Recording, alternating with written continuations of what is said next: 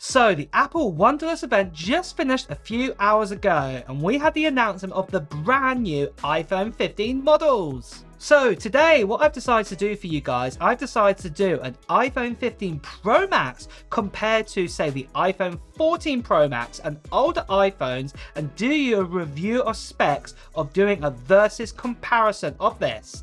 Now, the main iPhone I will be actually rivaling against the iPhone 15 Pro Max will be the 14 Pro Max, but also this does give you an idea too, if you do have, say, an older iPhone like an SE, an iPhone 7, iPhone 12, and even, say, a 10S, what I've also got here, what they are like compared to the newest iPhone that is available right now. So let's get started then with this comparison. So as you can see here on the left side, I have the iPhone 15 Pro Max, and we're going to be versing this against the 14 Pro Max. But like I said, we'll also be comparing it to a bit of some of the older models too. But let's begin then. So first of all, let's talk about the actual iPhone size here. So at the bottom, you might notice I've got 15 PM and 14 PM, stands for the Pro Max. But talking about the actual size, so the actual iPhone 15 Pro Max is a little bit thicker there, as you can see with the T. It's 8.25 millimeters compared to 7.28 millimeters, but that's just 1 millimeter thicker. You're really not going to really notice that. And then the same with the length as well. The length is actually a little bit shorter, about 3/4 of a millimeter, slightly smaller. Again, really not noticeable whatsoever there. And then obviously then the actual width is actually 76.7 millimeters, again about 1 millimeter sort of thinner than what we have with the iPhone 14 Pro Max. But then the actual iPhone weight, moving on to that, you can see here that the iPhone 15 Pro Max, even though it's got all those new features and everything inside it, it actually weighs about 19 grams or about 20 grams less than the 14 Pro Max. And the main reason behind that is because of that brand new titanium build now that we have inside iPhone. So this is absolutely great that we've actually got a bit more of a lighter weight, but yet still really super strong. Then moving on to the actual screen resolution. So screen resolution has always been the same for ages now on iPhones. They're 16:9. And then obviously the actual resolution is exactly the same on both of these panels. It's 2778 by 1484 resolution. So exactly the same there.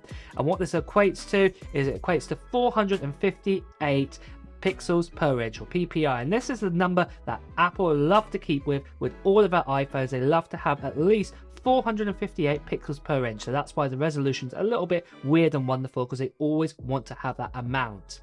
Then let's move on then to the refresh rate. So the refresh rate again on both of these panels are 120 Hz ProMotion. We've had this since the iPhone 13 Pro range, and again they can go from 1 Hz all the way up to 120 Hz, what is really good to save on battery life on both of them. Then next of all, we actually have the display protection. We still actually have the ceramic shield for both of these iPhones right now, so that is a really tough glass to have on both of them. Then moving on, we actually have the processor and the CPU. So as you can see here, we actually have the A17 Bionic this time, and this is the brand new chipset what's made on a 3nm die, and it's got a 6-core CPU and a 6-core GPU. So we got an additional GPU core compared to the A16 Bionic from last year, which was made kind of on a 4-5nm die, and then obviously we actually have the 6-core GPU and the 5-core GPU inside that as well, but obviously the speeds are much more faster inside the A17 this year round.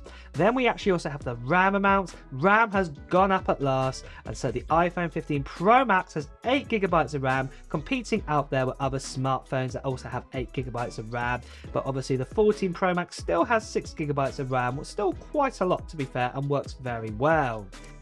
So then for storage, there is a change this year. So the minimum amount of storage what you can actually get from the iPhone 15 Pro Max is actually 256 gigabytes this time, going all the way up to 1 terabyte. But this is just for the 15 Pro Max, whereas the iPhone 14 Pro Max, it starts at 128 gigabytes. And I'll talk later on a bit more in this video about the pricing and what that actually means. Then next of all, after that, we've actually got the battery sizes. So the actual battery size in the iPhone 15 Pro Max is a 4,852 milliamp battery, which is 11% larger than the 4,323 milliamp milliamp battery in the iPhone 14 Pro Max. So in theory, it should give us more battery life, but according to Apple here with their playback times, it does look like it's still neck and neck.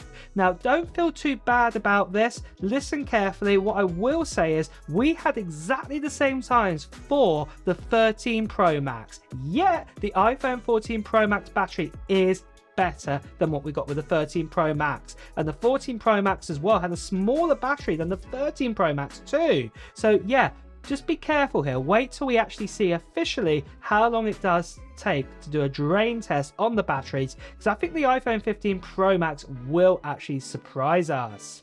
Moving on from that though, we've actually got the wired and wireless charging speeds. So obviously we've got USB-C now on the iPhone 15 Pro Max, and what it does say according to Apple is that you can charge it from a 20-watt charger and above. And looking further into this basically means you can go up to 28 watts. But if you were to plug in, say, a 40-watt charger or even, say, a 30-watt charger, it will only charge at 28 watts, the 15 Pro Max. But that is better than what we've got with the wired Lightning, what's 20-watt charging, what we've got with the 14 Pro Max instead. But the wireless MagSafe charging capability is still set at 15 watts this year. Next of all, we have water resistance, and as you can see here, we both got IP68 for both of them, 6 meters up to 13 meters. That's more than enough what you need if you basically dropped it into a pool or something like this. It was definitely going to survive. You can rescue it out within 30 minutes. Then for the actual ports, things have changed at last for the iPhone 15 Pro Max. So after a decade of a Lightning port, we finally have a USB-C port at the bottom of the iPhone 15 Pro Max, which was really exciting at last, compared to the charging cable of the Lightning that we had with the 14 Pro Max. Again, for a good number of years now, we have no headphone port either. Then after that, we've actually got the brand new action button as well, which, as you saw in the event today, can actually be customized to do multiple different things the way you want them to do. But obviously the iPhone 14 Pro Max doesn't have that, has the traditional sort of silence, loud sort of switch that we've had ever since the very first generation iPhone. For Bluetooth technology, you can see we've actually had some improvements here with the iPhone 15 Pro Max over the 14 Pro Max, so that's really good to see.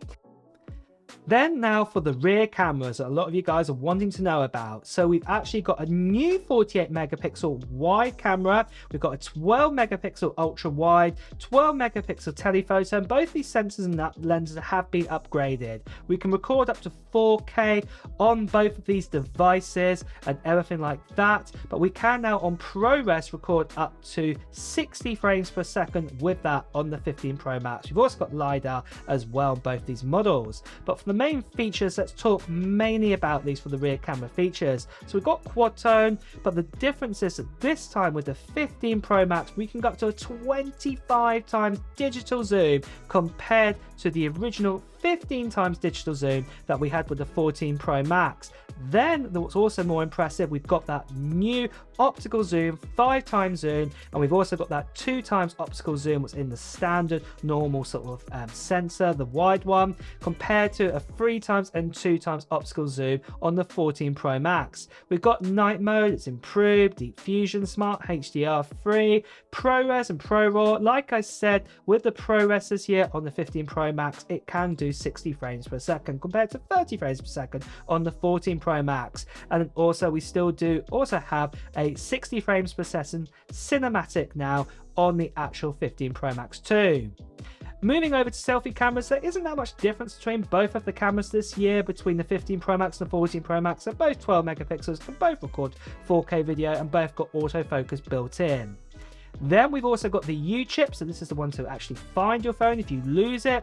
The 14 Pro Max has got the U1 chip inside it, whereas the 15 Pro Max now has the brand new U2 chip inside it. But then for prices in US dollars, and this is for the lowest spec model you can get, the base model. So the 14 Pro Max comes in at $1,099 US dollars for the 128 gigabyte option.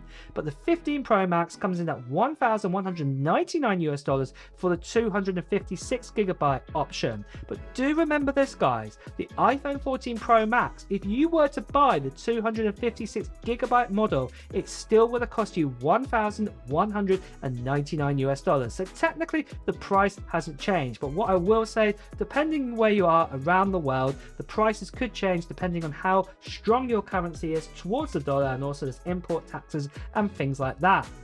Then finally, we've actually got the colors. So for the 14 Pro Max with that stainless steel, we've got the silver, we've got space black, we've got the gold, and that deep purple. But this year, we've got the titanium finish for the iPhone 15 Pro Max. So they call it black titanium, white titanium, blue titanium, and also the natural looking titanium color as well. So I haven't added titanium here, but basically that's what they've done. They've tinted them into those colors on the titanium.